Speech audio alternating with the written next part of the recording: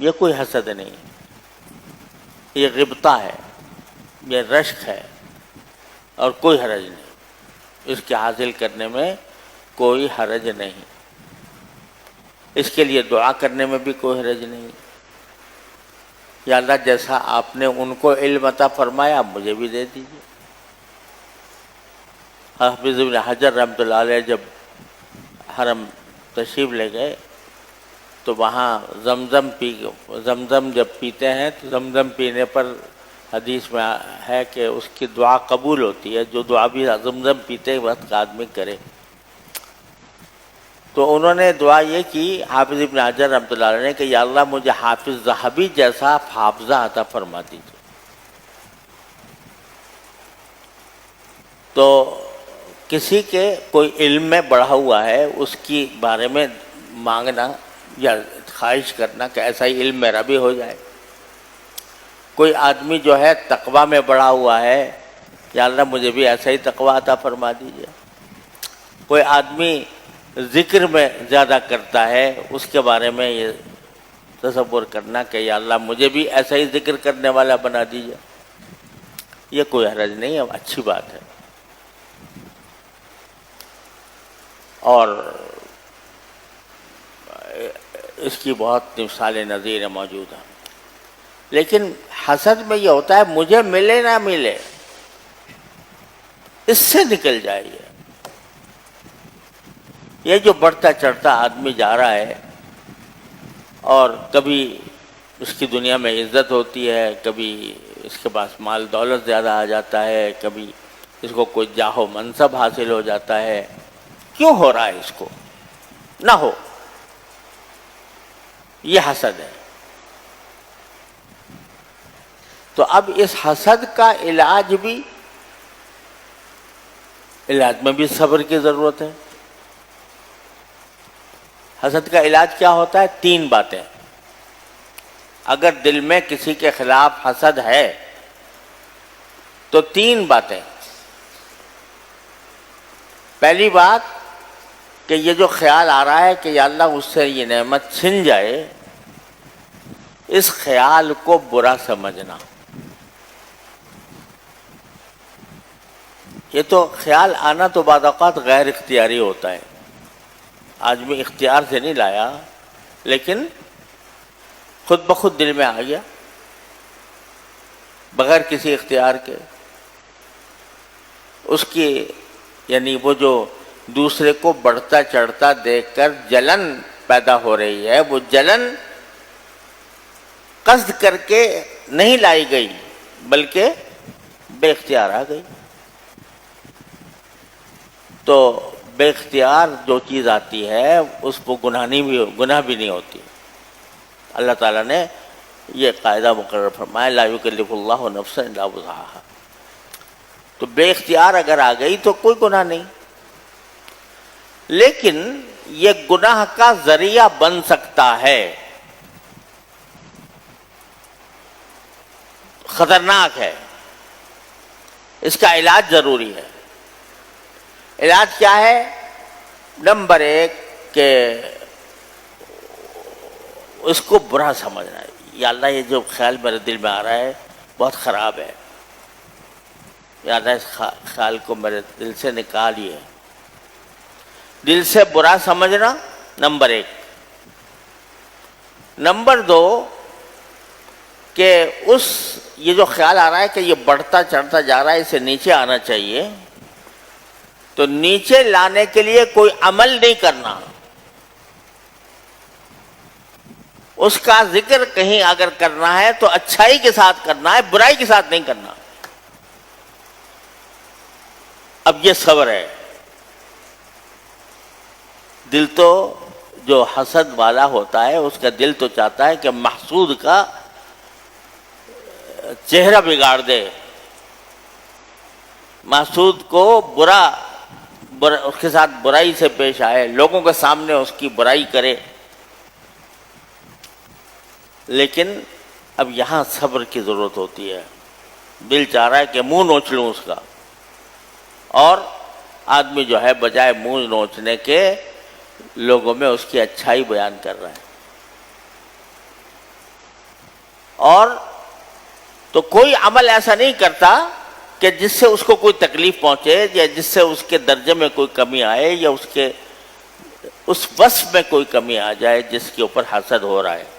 کوئی ایسا عمل نہیں کرتا، بلکہ اصل علاج یہ ہے کہ اس کے حق میں یہ دعا کرے کہ یا اللہ جتنا آپ نے اس کو بڑھایا ہے اتنا اس سے اور زیادہ بڑھائیے، اور زیادہ اس کو ترقی عطا فرمائیے، ظاہر میں بھی، باطن میں بھی، علم میں بھی، عمل میں بھی، صحت میں بھی، دولت میں بھی، ہر چیز میں. یا اللہ اس کو اور زیادہ بڑھائیے، اور زیادہ. اب یہاں ضرورت ہے صبر کی. دل تو یہ چاہ رہا ہے کہ کسی طرح اس کو اس اوپر سے نٹال کے نیچے پھینک دوں، دل تو یہ چاہ رہا ہے، اور الٹا اپنے نفس کو میں مار کر دعا مانگ رہا ہوں یا اللہ اس کو اور زیادہ ترقی دیجیے. سانپ لوٹ جائیں گے یہ دعا مانگتے وقت، دل پر سانپ لوٹ جائیں گے، لیکن وہ سانپوں کو لوٹنے دو اللہ کے لیے. جو سانپوں کو لوٹنے دو گے اور اس کو کچلو گے، اسی کا نام صبر ہے. تو صبر کی ضرورت وہاں بھی ہوئی جہاں حسد ہو رہا ہے، صبر کی ضرورت وہاں بھی ہوئی جہاں کسی دوسرے کے اوپر غصہ آ رہا ہے. کوئی غصہ جو ہے بعض اوقات اپنے کبر کی وجہ سے آتا ہے. میں اپنے آپ کو بڑا سمجھتا ہوں، اس کی کیا مجال ہے، یہ کیا چیز ہے جو میرے ساتھ اس طرح بات کر رہا ہے. تو اس کا تقاضا کیا ہوتا ہے کہ اس کو تحقیر اس کی اور اپنے آپ کو بڑا سمجھنا، اس کے لیے غصہ آتا ہے. تو جب اب غصہ آ رہا ہے تو قرآن کہتا ہے کہ الکاظمین الغیظ والعافین عن الناس. اللہ کے نیک بندے کون ہیں؟ جو غصے کو پینے والے ہیں اور والعافین عن الناس، لوگوں سے درگزر کرنے والے ہیں، معاف کر دینے والے ہیں. ان سے جو غلطی ہوئی یا ان سے جو زیادتی ہوئی اس کو معاف کرنے والے. تو یہ الکاظمین الغیظ، یہ غیظ کو، غصے کو پی جانا، یہ کیسے ہوگا؟ صبر کے ذریعے، صبر کے ذریعے. چنانچہ رسول کریم سرور دو عالم صلی اللہ علیہ وسلم نے ارشاد فرمایا کہ بہادر وہ نہیں ہے جو کسی دوسرے کو پچھاڑ دے لڑائی میں. بہادر اور مضبوط، بلکہ لفظ مضبوط کا لفظ استعمال کیا آپ نے. مضبوط آدمی وہ نہیں ہے جو لڑائی کے اندر دوسرے کو پچھاڑ دے. مضبوط آدمی وہ ہے جو غصے کے وقت اپنے آپ پر قابو رکھے. الذی یملک نفسہ عند الغضب، جو غصہ آ رہا ہے، دل چاہ رہا ہے دوسرے کا منہ نوچ لوں یا کم از کم اس کو اتنا برا بھلا کہوں کہ اس کو نانی یاد آ جائے، لیکن وہ روکتا ہے اس کو، غصے کو. کیوں روکتا ہے؟ اللہ کے خوف سے، اللہ کو راضی کرنے کے لیے. تو یہاں صبر چاہیے. صبر کے بغیر آدمی اپنے غصے پر قابو نہیں پا سکتا، وہاں بھی صبر کی ضرورت. اور غصے پر قابو پانے کے طریقے اللہ تعالیٰ نے قرآن شریف میں بھی بیان فرمائے. نبی کریم سرور عالم صلی اللہ علیہ وسلم نے احادیث میں بھی بیان فرمائے، تاکہ آپ کی امت کے لوگ ان طریقوں سے فائدہ اٹھا کر اپنے غصے کو دبائیں اور بے محل استعمال نہ ہونے دیں۔ کیا؟ قرآن کریم فرمائے اما ينزغنک من الشیطان نزغ فاستعذ باللہ، سب سے پہلا کام یہ کرو۔ یہ غصہ جو آتا ہے نا ایک دم سے، یہ شیطان کی طرف سے ایک کچوکا ہوتا ہے، شیطان کچوکا لگاتا ہے، تو وہ ایک دم سے آدمی غصے میں لال پیلا ہو جاتا ہے۔ تو کیا اللہ تعالیٰ فرماتے ہیں فاستعذ باللہ، جب شیطان یا کچوکا لگائے سب سے پہلا کام کرو اللہ کی پناہ میں آ جاؤ، اللہ کی پناہ طلب کرو، کہو اعوذ باللہ من الشیطان الرجیم، اور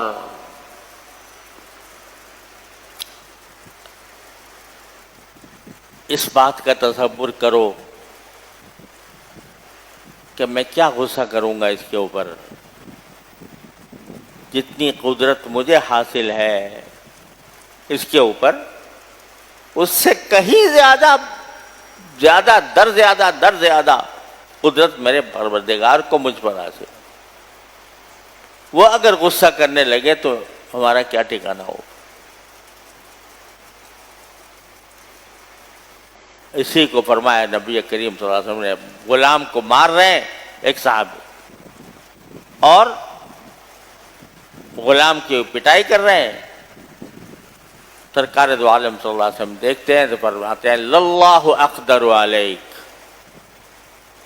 یاد رکھو جتنی قدرت تمہیں اس غلام پر حاصل ہے، جتنا قابو تمہیں اس غلام پر حاصل ہے، اس سے زیادہ قدرت اور قابو اللہ کو ہے تمہارے اوپر۔ اس قدرت کے باوجود اللہ تبارک و تعالیٰ تمہیں کوئی عذاب میں مبتلا نہیں کر رہے، تمہیں رزق دے رہے ہیں، تمہیں کھانا دے رہے ہیں، تمہاری ضروریات پوری کر رہے ہیں، تمہاری پرورش کر رہے ہیں۔ تو اللہ کے بندے، ایک بندے کے اوپر اگر غصہ آ رہا ہے تو اس کو روکو، ختم کرو اس کو۔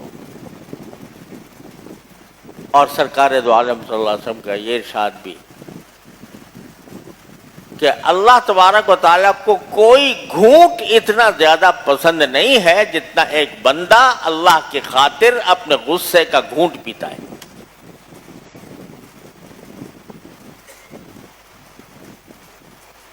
اب لو بھائی،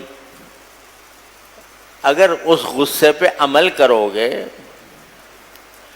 غصے پر عمل کرو گے تو شیطان خوش ہوگا، اور اگر اس غصے کو روکو گے تو اللہ خوش ہوگا۔ وہ گھونٹ اگر پی لیا غصے کا تو اللہ جل جلالہ فرماتے ہیں کہ ہمیں تیرا یہ گھونٹ سب سے زیادہ پسند ہے۔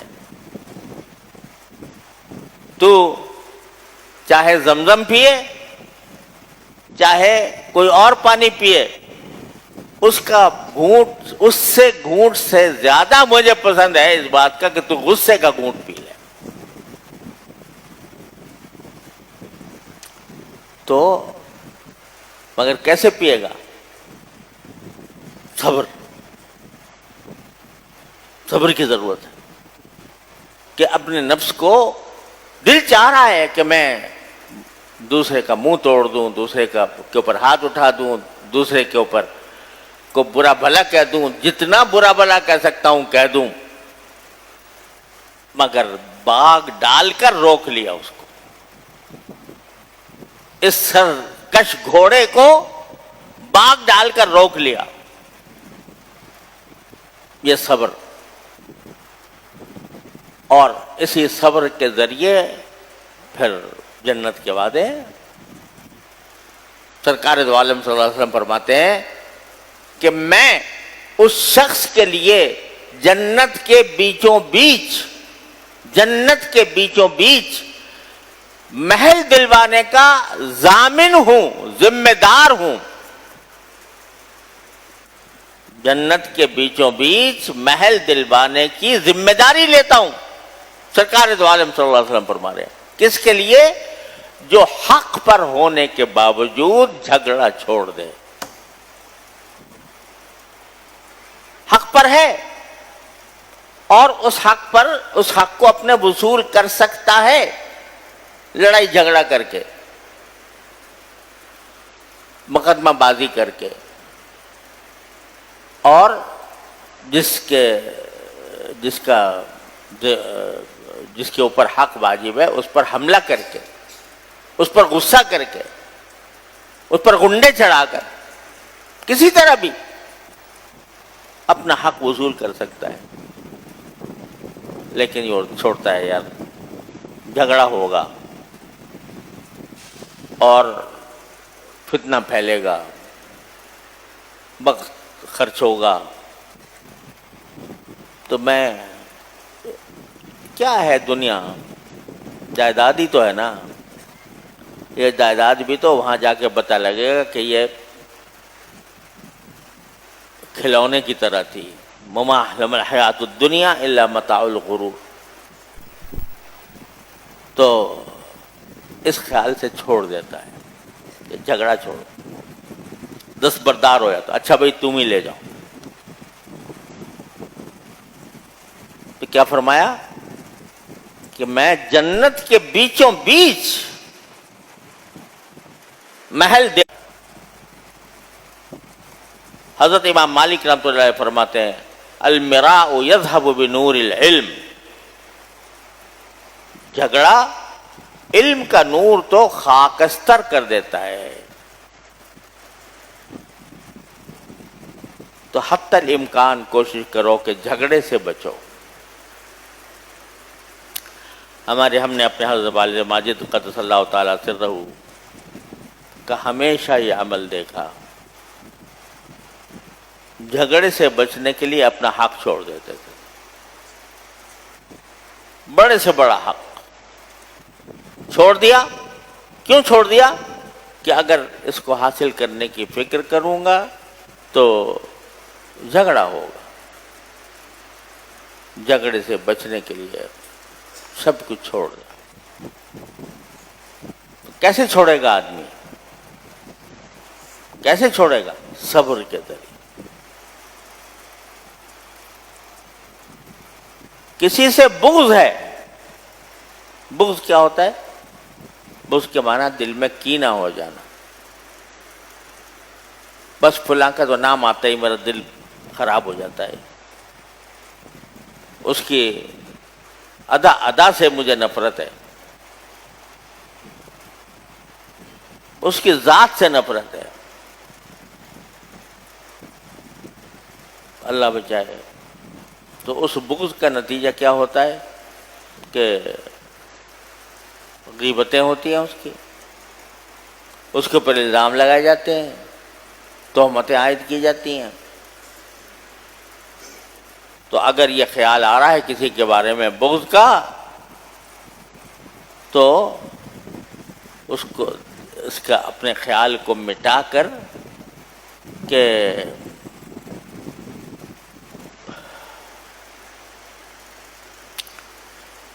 اس خیال کو مٹا کر اپنا دل صاف کر لینا. کس طرح صاف کرے گا؟ یہ تصور کر کے کہ کیا پتہ یہ شخص جس سے میں بغض رکھ رہا ہوں یا جس سے کینہ ہے، مجھے کیا پتہ اللہ تعالیٰ کے ساتھ اس کا کیا تعلق. ہو سکتا ہے یہ باطنی اعتبار سے اللہ تعالیٰ کے ہاں کوئی کسی اعلیٰ مرتبے پر ہو، اللہ تعالیٰ کا قرب اس کو حاصل ہو. مجھے کیا پتا.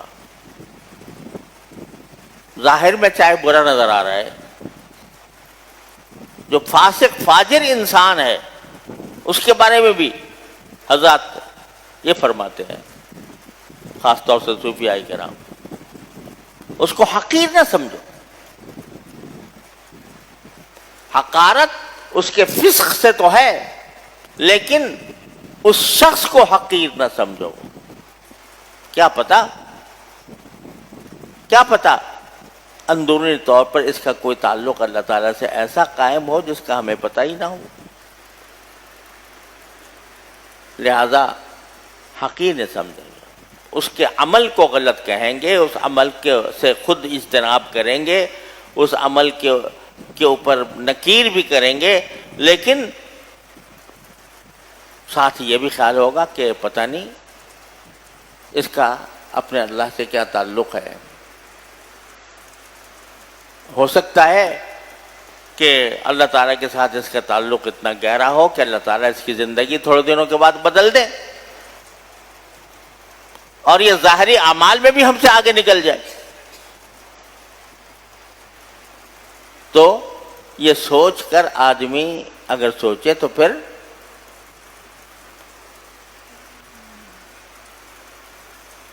انسان کے دل سے کینہ اور بغض نکل جائے گا. لیکن یہ سوچنا پڑے گا اور اپنے دل کو اس کی طرف لانا پڑے گا.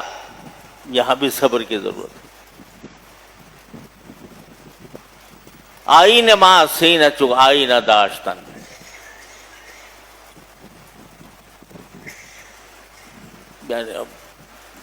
ہمارا طریقہ دل میں کینہ رکھنے کا نہیں ہے. ہمارا آئین تو یہ ہے کہ دل کو آئینے کی طرح رکھو، دل کو آئینہ کی طرح رکھو. کسی کے خلاف کوئی بدخواہی، کسی کے خلاف کوئی بغض، کوئی کینہ دل میں نہیں ہوگا. اور یہاں تک آ گیا کہ شب قدر کے موقع پر سب کے گناہ معاف ہو رہے ہیں، سب کے گناہ معاف ہو رہے ہیں. کتنے گناہ؟ جتنے بنو کلب کی بکریاں کے بال، یہ معاف ہو رہے ہیں. لیکن کس کا نہیں معاف ہو رہے ہیں گناہ؟ جس کے دل میں کسی کے خلاف، کسی مومن کے خلاف بغض ہو، کینہ ہو، اس کا نہیں معاف ہو. اتنی خطرناک چیز ہے یہ بغض. تو کفرس در طریقت ماس کینہ داشتن، کفرس در شریعت ما کینہ داشتن، آئین ما سینہ چو آئینہ داشتن. ہماری شریعت میں کسی کے خلاف کینہ رکھنا یہ کفر ہے. کفرس در شریعت ما کینہ داشتن، آئین ما سینہ چو آئینہ داشتن. ہمارا آئین تو یہ ہے کہ اب سینے کو آئینہ کی طرح شفاف رکھیں، کسی کے بغض کا کوئی میل کچیل اس کے اوپر نہ ہو. یہ کب ہوگا؟ صبر کر کے. جب آدمی اپنے دل کی نفرت کے تقاضے کو کچلے گا اور کچل کر اپنے اوپر زبردستی کرے گا تو بغض سے نجات ملے گی. آپ دیکھ رہے ہو کہ اعمال چاہے ظاہرہ ہوں یا باطنہ ہوں، ہر جگہ صبر کی ضرورت. اور صبر کا حاصل کیا ہے کہ اس نفس کے بے لگام گھوڑے کو لگام ڈالنا. یہ ہمارا جو نفس ہے نا، یہ بے لگام گھوڑا ہے. کبھی شہوتیں پیدا کرتا ہے اور شہوتوں کے ذریعے حرام کاموں پر آمادہ کرتا ہے. کبھی غصہ پیدا کرتا ہے، غصے کے ذریعے ہمیں حرام کاموں پر آمادہ کرتا ہے. کبھی لذتوں کی طرف لے جاتا ہے، ان لذتوں کا لالچ دلا کر ہم سے حرام کام کراتا ہے. یہ سب کام جو ہو رہے ہیں یہ ہمارا نفس کرا رہا ہے. نفس کا گھوڑا بے قابو. اس بے قابو کو قابو میں لانا، اس گھوڑے کو لگام ڈالنا، یہ صبر ہے۔ اور اسی پر جنت مرتب ہوتی ہے۔ سارا قرآن اس سے بھرا ہوا ہے، اس صبر کی تلقین۔ تو جتنی بیماریاں ہیں ان کا علاج صبر، جن کی طاقت ہے ان کو بجا لانے کا طریقہ صبر۔ لہذا اگر کوئی شخص اس راستے پر چل رہا ہے، دین کے راستے پر، تو اس کو ذرا کمر کسنی ہوگی، تھوڑی سی کمر کیا کسنی ہوگی کہ مجھے بہت سے باتوں میں اپنے اوپر زبردستی کرنی پڑے گی، زبردستی کرنی پڑے گی۔ زبردستی کیے بغیر یہ راستہ قطع نہیں ہوتا۔ زبردستی کر کے اپنے آپ کو بعض چیزوں پر آمادہ کرنا ہوگا، بعض چیزوں سے اپنے آپ کو بچانا ہوگا، اور اس کے لیے اپنے نفس کے گھوڑے کو لگام دینی ہوگی۔ جب یہ شروع میں یہ نفس جو ہے نا بہت شرارت کرتا ہے، کبھی یہ گناہ کر لو، کبھی یہ گناہ کر لو، کبھی ظاہر کا کر لو، کبھی باطن کا کر لو، اس طرح گناہوں پر آمادہ کرتا رہتا ہے۔ یہ نفس لوامہ ہے، نفس امارہ ہے، یہ گناہ پر آمادہ کر رہا ہے۔ جب اللہ تبارک و تعالی دل میں ڈال دیتے ہیں کہ بھائی اس طرح اس کے پیچھے نہ چلو، نفس کے پیچھے جس طرح چل رہے ہو، کسی اللہ والے کی صحبت کے نتیجے میں، کسی تعلیم کے نتیجے میں، کسی بھی اللہ تعالیٰ کے براہ راست رحمت کے نتیجے میں بندے کے اندر خیال پیدا ہونے لگتا ہے یار اس طرح نہیں چلنا، ہر بات اس کی نہیں ماننی۔ اگر مان لی تو اس پر ندامت ہو رہی ہے، اس پر شرم آ رہی ہے، اس پر رو رہا ہے، گڑ گڑا رہا ہے اللہ تعالیٰ کے سامنے، تو معلوم ہوا کہ اب راستہ کسی قدر درست ہوا، تو یہ نفس لوامہ بن گیا۔ یہ نفس لوامہ بن گیا یعنی اب اس نفس کو ایک تربیت کے دور میں داخل ہو گیا، تو کہ انسان کو ملامت بھی کرتا ہے، یار تو نے کیسے کر گزرا یہ کام، کیسے کر گزرا، آئندہ نہیں کرنا۔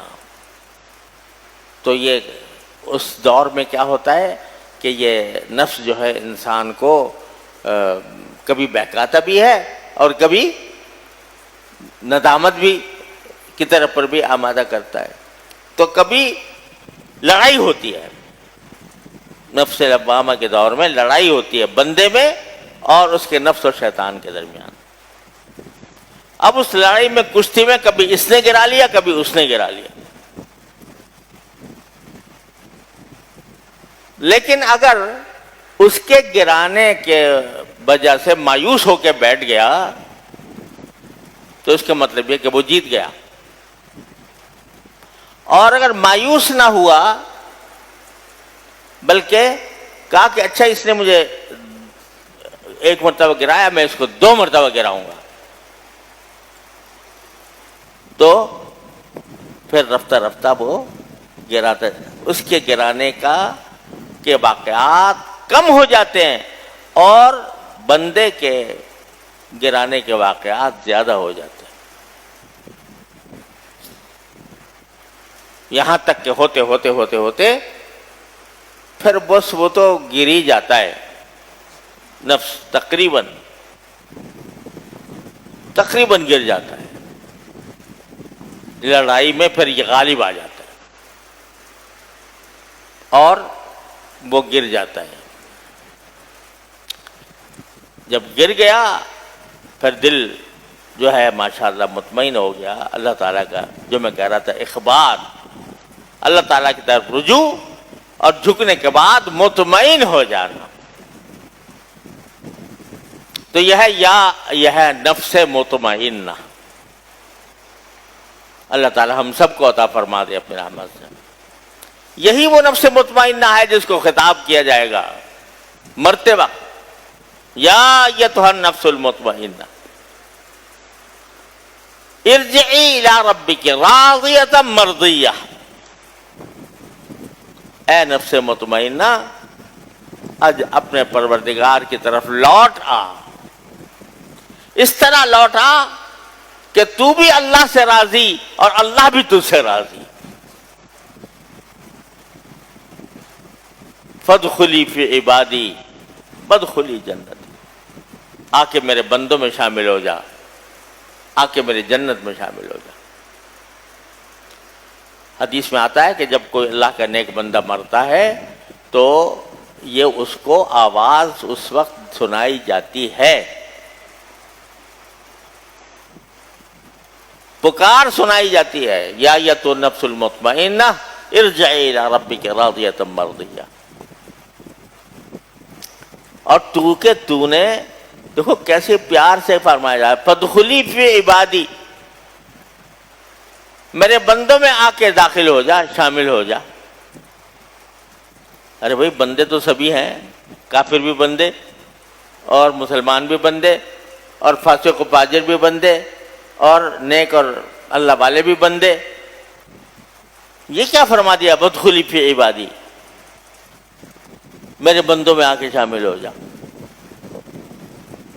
بتا یہ دیا کہ یوں کہنے کو تو سب بندے بنتے ہیں یا ہیں, لیکن میرے حقیقی بندے وہ ہیں جو میری اطاعت کے اندر مطمئن ہو گئے ہیں, تو ان میں آ کر شامل ہو جا.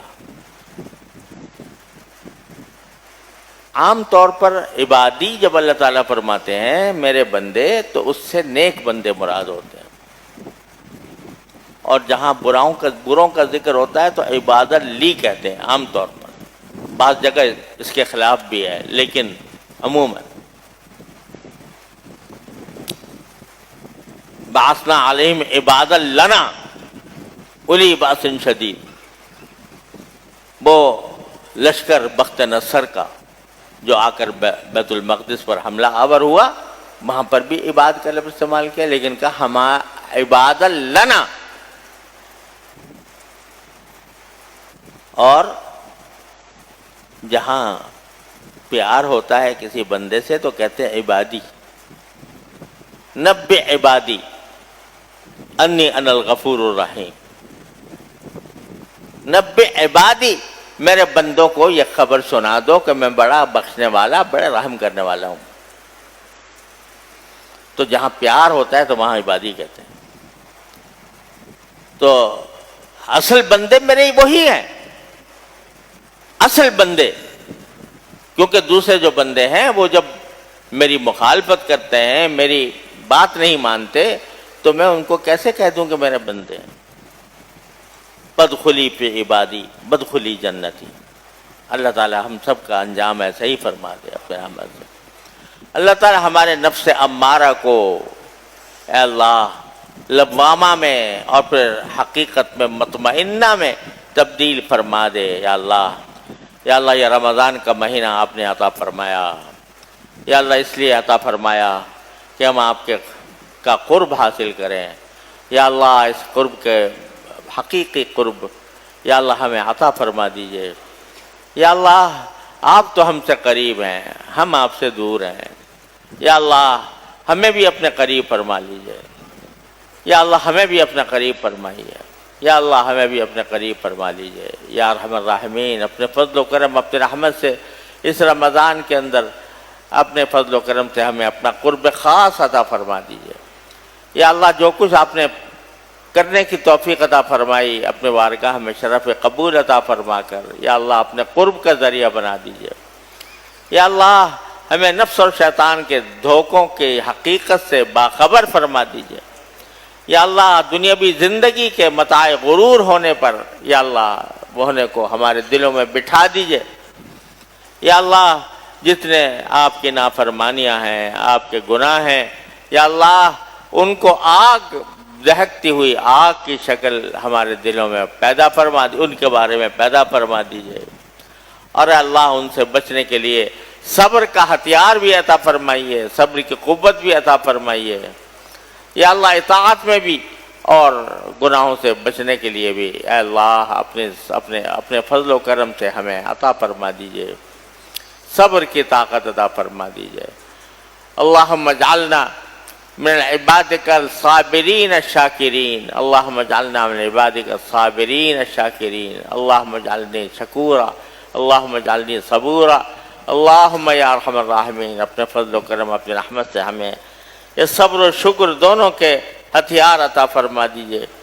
یا اللہ آپ نے اپنے فضل و کرم سے رمضان عطا فرمایا، آپ نے اپنے فضل و کرم سے اس رمضان کے اندر اے اللہ تراویح کی توفیق عطا فرمائی، روزوں کی توفیق عطا فرمائی، یا اللہ نفلیں پڑھنے کی توفیق عطا فرمائی، تلاوت قرآن کی توفیق عطا فرمائی۔ یا اللہ جو کچھ بھی آپ نے توفیق عطا فرمائی اس پر آپ کا شکر، یا اللہ وہ آپ کا شکر ہم نہیں کر سکتے تھے۔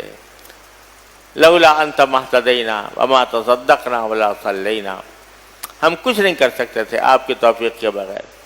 اے اللہ جو ہماری طرف سے اس میں کوتاہیاں ہوئیں، یا اللہ جو وقت حق تلفیاں ہوئیں، یا اللہ جو ذات وقت ہوئی، اے اللہ اپنے رحمت سے اپنے فضل و کرم سے اس کو معافی فرما دیجئے، درگزر فرما دیجئے، اس کو معاف فرما دیجئے۔ اور رمضان کے اندر، رمضان کے لمحات میں، اس کی راتوں میں، اس کے دنوں میں اے اللہ جو آپ نے انوار و برکات رکھے ہیں، اے اللہ وہ سب ہمیں عطا فرما دیجئے، ہمارے استحقاق کے بغیر عطا فرما دیجئے۔ ہم مستحق نہیں ہیں، ہم مستحق نہیں ہیں، لیکن محتاج ہیں۔ یا اللہ ہمارے استحقاق کے پر نظر نہ فرمائیے، ہماری احتیاج پر نظر فرما کر، اپنی رحمت پر نظر فرما کر اے اللہ وہ سب ہم کو عطا فرما دیجئے۔ یا اللہ کوئی بھی مستحق نہیں ہے آپ کے ان انوار و برکات کا، کوئی بھی مستحق نہیں ہے۔ جس پر بھی یہ انوار و برکات نازل ہوں گے آپ کے رحمت سے نازل ہوں گے، جس کو بھی اجر و ثواب ملے گا آپ کی رحمت سے ملے گا۔ اے اللہ ہمیں بھی عطا فرما دیجئے، ہمارے کسی خوبی کے نتیجے میں نہیں، ہماری کسی استحقاق کے نتیجے میں نہیں، اے اللہ صرف اپنے فضل و کرم اپنے رحمت سے ہمیں عطا فرما دیجئے۔